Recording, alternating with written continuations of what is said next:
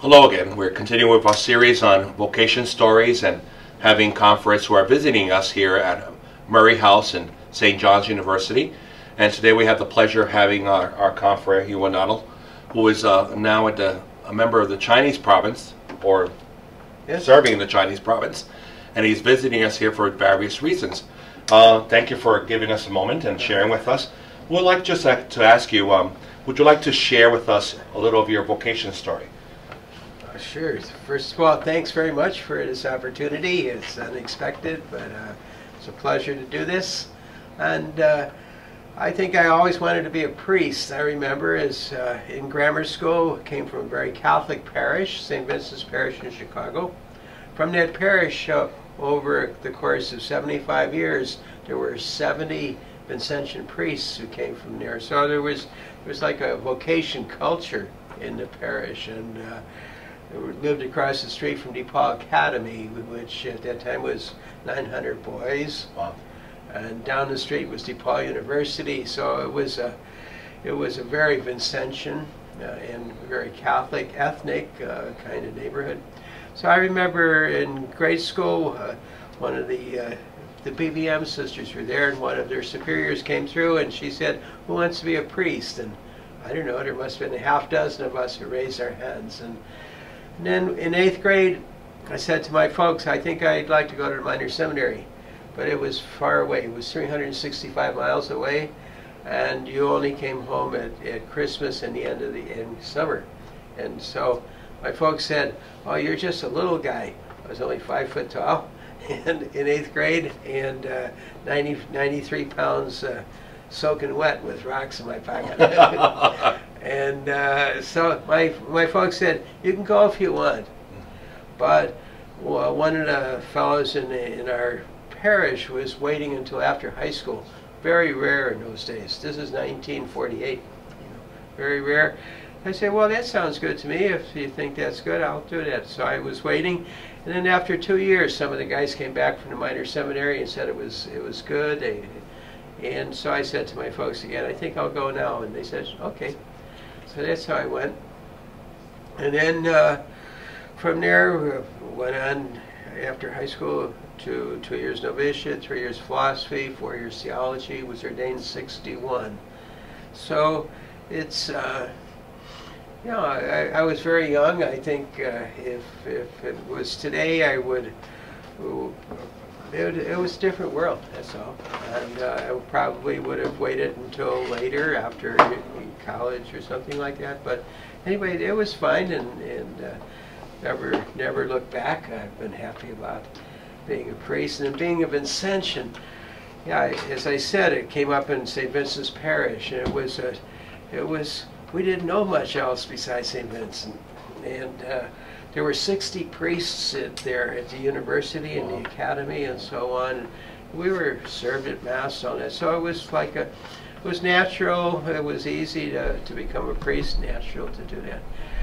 In our building where we lived, just across from the street from the church, we lived on the first floor. On the third floor, there was a family called Miller, and they had 2 Vincentian priests in their family. One of them was over in China during the 40s, and I remember him coming back, and I was attracted to China from the beginning. And yeah, I remember in school they talked about China and the children, and in those days we had a different sense that if we didn't get there, these people might lose their souls, you know. And I think we've changed our mind a little bit about that. But anyway, so I was attracted. But by the time I was ordained, all the missionaries were put out of China. Mm-hmm.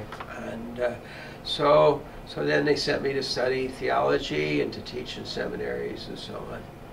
Then one day in 1993, the Superior General called me and he said, "Are you sitting down?" "Yes." "Why?" He says, "I want to send you to Taiwan as a visitor." So since 1993, I've been a member of the Chinese province. Beautiful. And I love it. The people are great. So it took like, 40 years before my vocation to China materialized. And I I had stopped thinking about it actually because, well, I was doing other things. I was getting older and so on. But anyway, it's been a great blessing in my life to go back to Taiwan. And then, as soon as I got to China, the Superior General went to. As soon as I got to Taiwan, Superior General went to China, and you could say really he opened up China for us again. So we were able to recruit another 15 guys from different provinces, and the doors to China opened up at that point. So I'm back and forth between Taiwan and China, and feel at home there. And it's they say that China's never been more ripe for the gospel, but it's not so easy.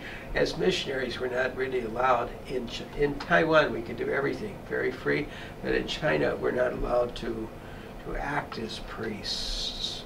So our role in China is to support priests and support sisters and lay people and so on, collaborate and like this. So.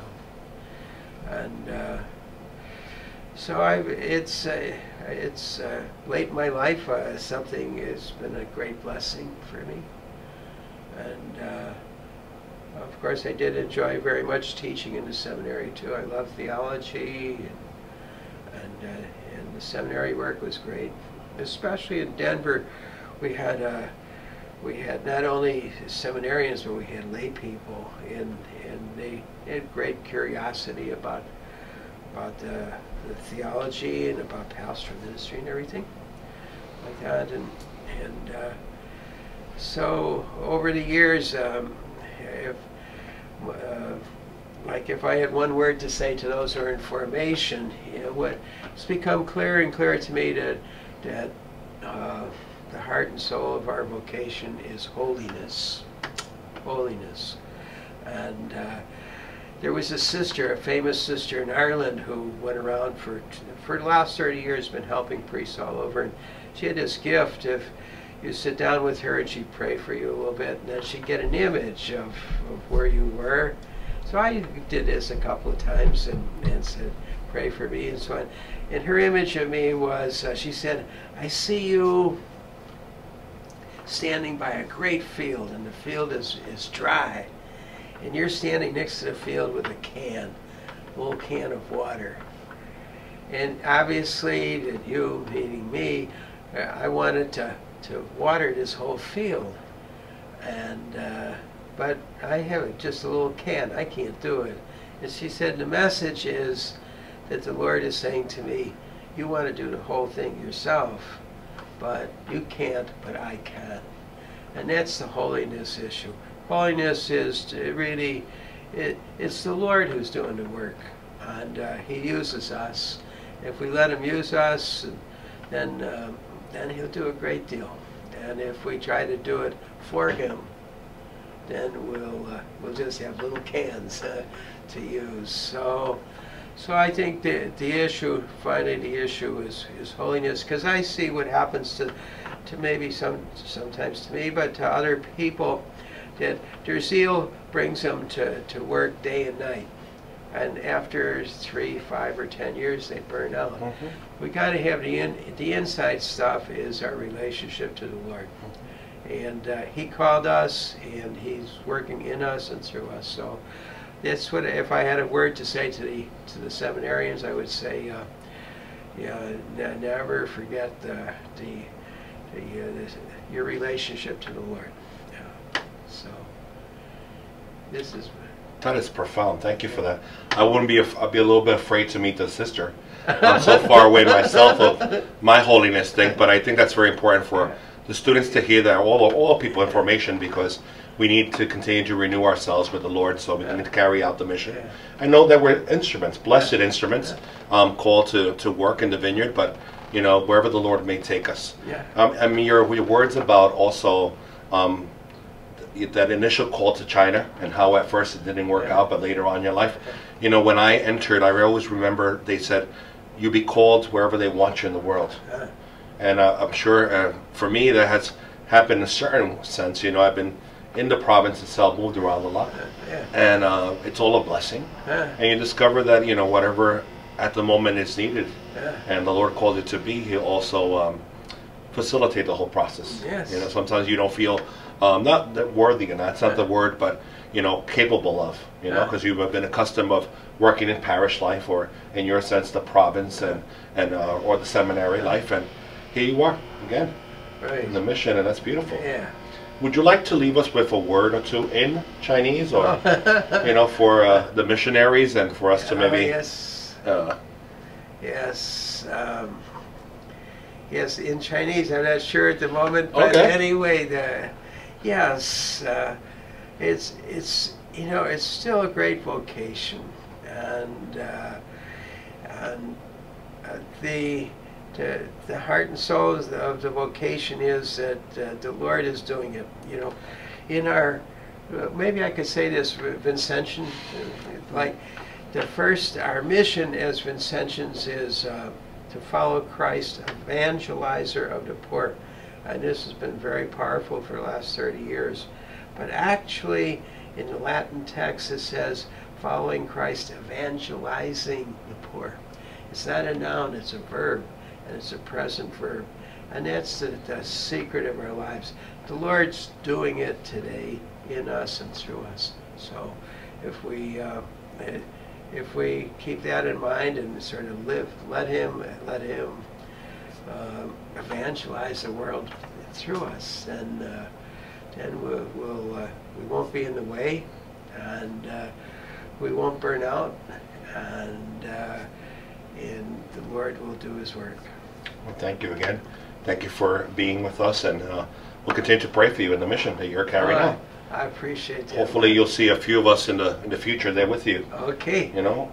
Helping carry out the mission there. Okay, you'll be very welcome. Thank you very much. Yeah.